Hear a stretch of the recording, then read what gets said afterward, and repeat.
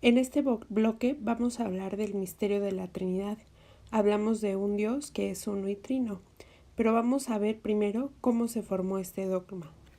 Primero empezamos hablando qué es un concilio. Un concilio es una reunión de los obispos de la Iglesia reunidos en un mismo lugar, regularmente presididos por el Papa, cabeza visible de la Iglesia Católica. En un concilio, los obispos se reúnen para hablar de un tema importante de la Iglesia, principalmente de verdades de fe. Los primeros concilios sirvieron para aclarar algunas verdades de fe que había que definir, principalmente porque había algunas doctrinas que tenían que ser aclaradas y que se estaban propagando alrededor de la comunidad católica.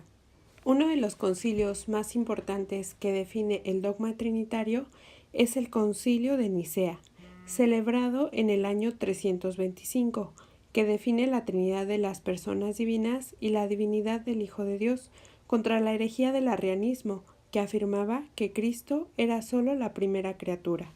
Años más tarde vendrá el Concilio de Constantinopla, celebrado en el año 381, contra el macedonianismo, herejía que consideraba que el Espíritu Santo no era Dios como el Padre y el Hijo.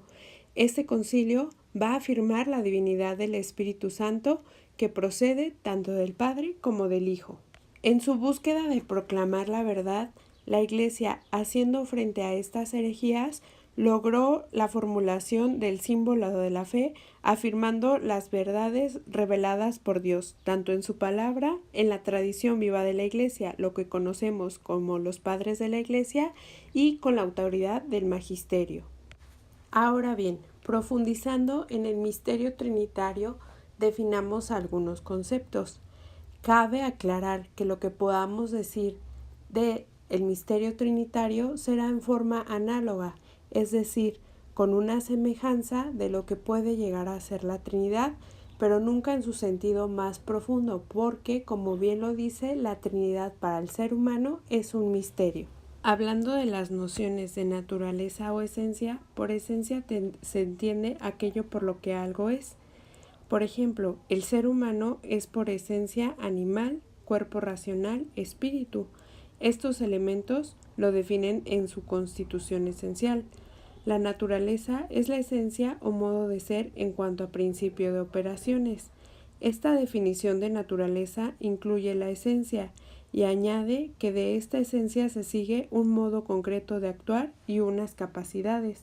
Por lo tanto, la naturaleza, como esencia o modo de ser en la Trinidad, es propiamente divina, hablando de un modo concreto de actuar y unas capacidades propiamente de la divinidad.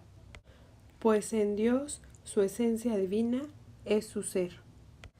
El término persona, en términos simples y trinitarios, podríamos decir que designa la diferenciación de comunión entre los miembros de la Trinidad, no en su esencia o naturaleza divina, sino en su ser personal. La única forma que tenemos de conocer a Dios es por su referencia al hombre. Dios es personal porque el hombre es persona, y porque Jesucristo llegó a ser persona humana, conocemos a Dios desde el hombre, nosotros, y desde Jesucristo, a cuya imagen personal fue creado el hombre.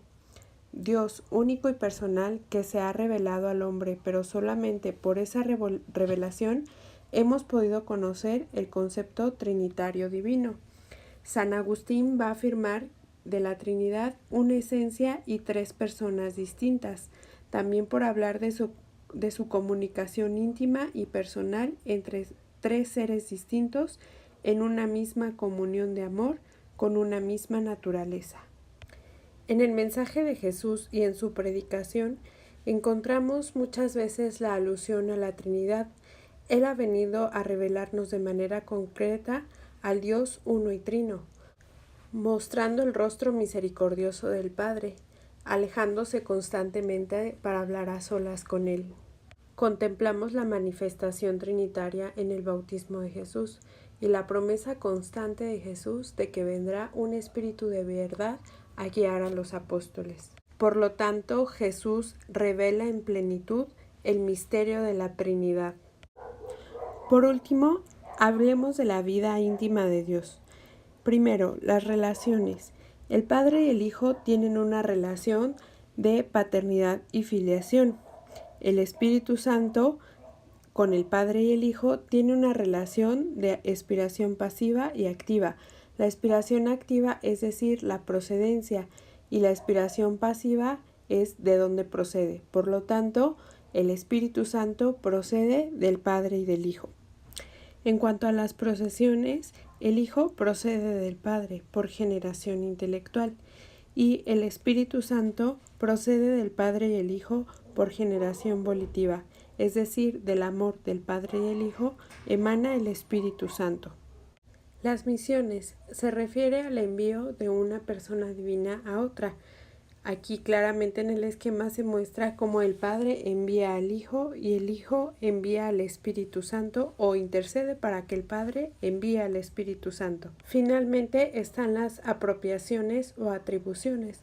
Se refieren a los atributos propios de cada persona.